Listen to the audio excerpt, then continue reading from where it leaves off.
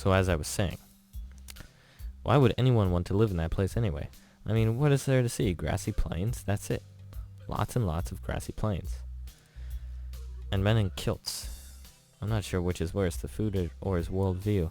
I can feel my face being dragged down by their combined weight. Not that he'd notice or care.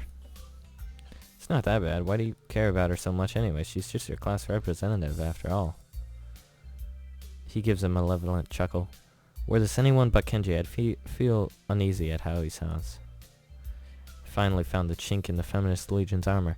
It took a while, but I'm confident that this is going to be how we can bring down the whole system. I'm about to blow your mind. Are you ready? I tune out his rambling for a moment as I finish my rice and start on the unappetizing soup. One taste is enough to confirm that it's cold. Ready as I'll ever be. I confirm that Lilly is in the Mafia.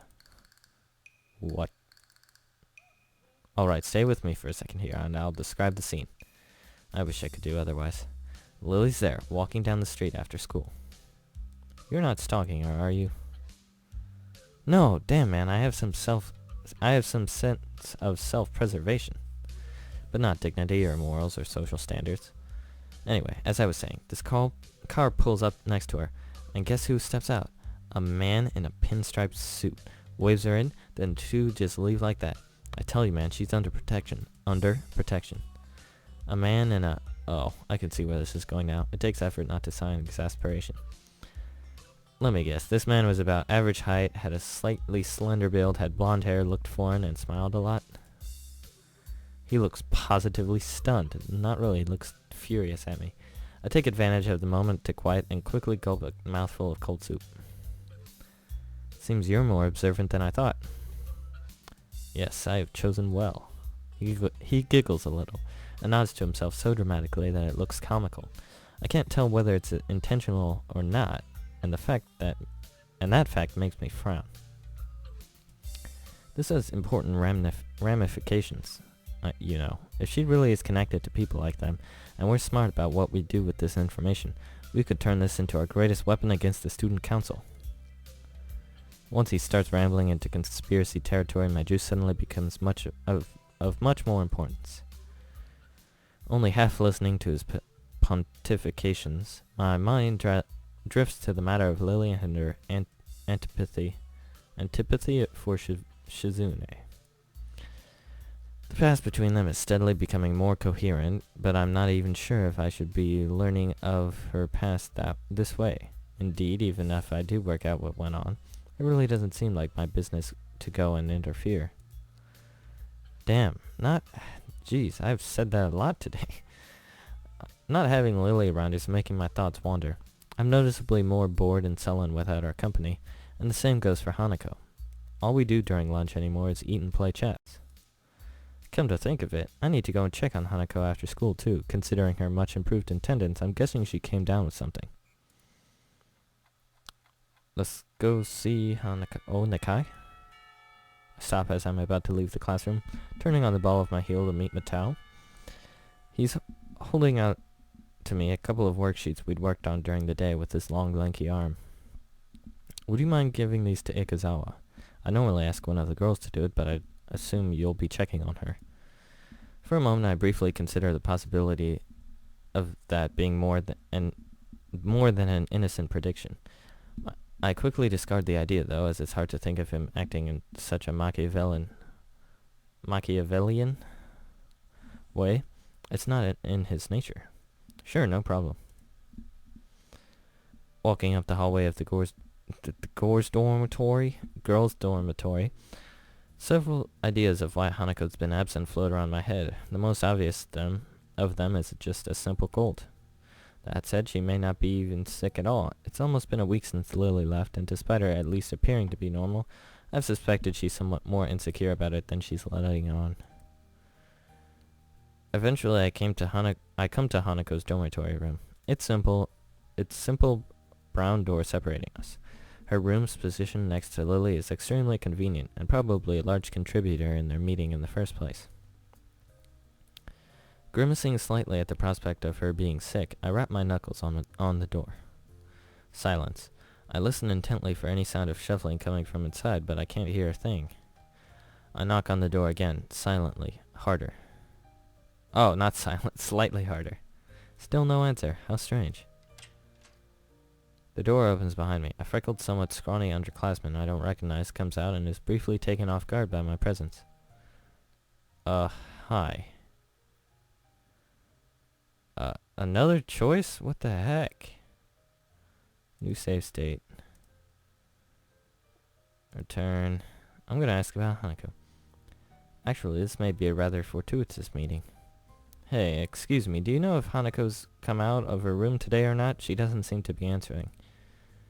Ikazawa is Ikazawa. Her not answering the door is totally normal. That tall foreign girl's the only person she'll ever talk to after all. She gives a shrug before walking off down the hallway, giving much more important matters to attend to than Hanako or I. Her dismissive attitude annoys me. Hanako must have a reputation as a hermit, a reputation that doesn't seem outright undeserved, at least in the time before we'd met. Scratching my head, I make one last attempt at getting Hanako to answer as I knock on the door for one final time. Hanako, it's just me. Matao said to give you some stuff. For a while, the attempt seems just as unsuccessful as the last. Just before I slip the sheets under her door, though, I can hear the handle rattling. Oh, so she answers once she knows it's me. As the door opens halfway, I do my best to look Hanako over as quickly as possible. It's a task made somewhat more difficult by her oversized gown hiding so much of her body. Wait, what? She doesn't look sick, or at least not immediately so. To be honest, I'd have preferred that to her expression right now. Hi, Hanako. Matao wanted me to give you these since you weren't in class. Oh, it's her birthday, man. That's what it is. I hold out the loose sheets, which she tentatively takes in her hands. The way she moves is weird, devoid of thought, as if she's some kind of mechanical automaton rather than a living being. Are you okay? If you're feeling sick or anything, I could get the nurse. It feels almost pitiful to put on such a routine get well soon act. I can't think of anything else I could possibly do for her, though. She seems to collect herself a little at the notion, but only a little. I'm fine. Okay. Goodbye. An awkward silence follows, eventually ended by her nodding solemnly in farewell and closing the door. The entire experience feels surreal. More than a little put off, I wander back to my room and hope that she'll be better by tomorrow, despite not knowing exactly what's wrong with her.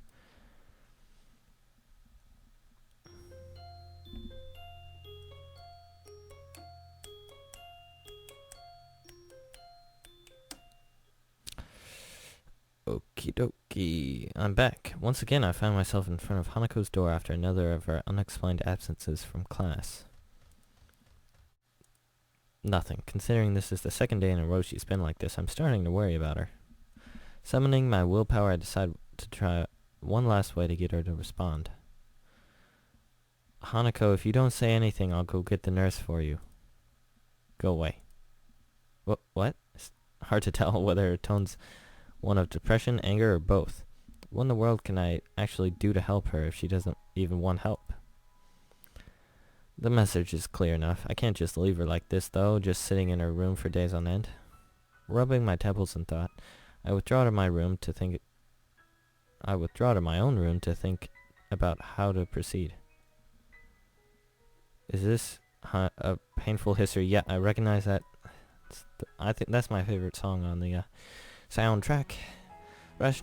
Rationality is what's needed here, as an overreaction may just make matters worse.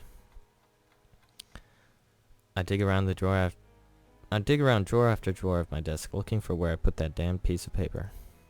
Before she left, Lilly told me the number to call her on while in Scotland, and I wrote it down. Now that I need it, though, the damn thing is... here. Probably should have just entered it directly into my cell phone, come to think of it. Without further ado, I enter the numbers and anxiously press the call button. The fact that the phone rings at all shows that I've got the prefix for a call to Scotland right at least. I've never made an international call before, so that's some comfort. Eventually the phone picks up a feminine voice I don't recognize on the other end. It's probably Lily's mother. Satown... English? English? Suddenly finding myself unprepared, I didn't realize I can't understand a word she says, either due to my limited vocabulary or her heavy accent. I should have anticipated this since according to Lily, her mother is a native Scot. I soldier on in the hope that she must know some Japanese, considering it's her daughter's native language. It's Hisao Nakai speaking. An enthusiastic sound of realization can be heard as she recognizes the language. My feeling of relief is immense. Ah, you must be one of Lily's friends from school, correct? Even so, her accent means I have to concentrate to work out what she's saying. Yes, that's right. Pleased to speak to you, Mrs. Satao. It's so nice of her to find someone so polite. Lily, dear, it's for you. Her mother seems nice, if a little overenthusiastic given the mundane situation. There's a small silence as Lily takes her time getting to the phone. In the distance, I can just make out her mother scolding her playfully for just getting up. Hello, Lily speaking. You sound awful. She makes a sound somewhere between a dying animal and a yawn. The one thing I did remember to check before calling was the time zone. It'd be pretty late in the morning over there, so she really has no excuse. Not feeling well? Just tired. What time is it there? Late afternoon. The school finished for the day not long ago. You're really not a morning person, are you? I don't need you making fun of it as well. It takes me a measure of restraint not to laugh at her pained groan. Poor girl. How are you doing over there, then, bar the mornings? It's been enjoyable after not meeting them for so long. Just having a meal together with my parents is nice. Though the pool and sheer size of the house might have something to do with that as well. Even if they're not in Japan, from the way it sounds, her family must be pretty wealthy to live so luxuriously. Are things alright with you and Hanako? Damn, I was hoping that wouldn't be brought up quite so quickly. I take a moment to try and sort out exactly how to describe the situation without causing her undue worry, but she picks up on that without a word being said. Hanako's not well, is she? How did you know? Because today is her birthday, and I hoped she might have gotten at least a little better after coming to know you, but how is she right now? She missed school yesterday and seemed out of sorts when I checked up on her. Today she missed school again and just told me to go away. I really got no idea what to make of it. Has this happened in the past? Is it related to her scarring in some way? Unfortunately so. Roughly the same thing happened last year when her birthday came up. As far as I can tell, it's because her parents died in the accident that caused her scarring, and Hanako blames herself for their deaths. What she says does seem to make some sense. If she's blaming herself on her birthday, she may well be ruining the day she was ever born. The fact that Lily seems so in the dark about it, though, almost to the extent that I am, is a surprise. So that's why she lives in the student dormitories as well. Has she told you any more about the accident? As close as we've come, she's very barely told me anything about what's happened. What I know about it is largely conjecture. She sounds depressed, almost defeated. Considering the trauma Hanako must have gone through, I really can't fault Lily for not knowing. Nevertheless, she still seems to consider it a personal failing. Don't blame yourself, Lily. It's my fault. I've gotta go. I will continue this later.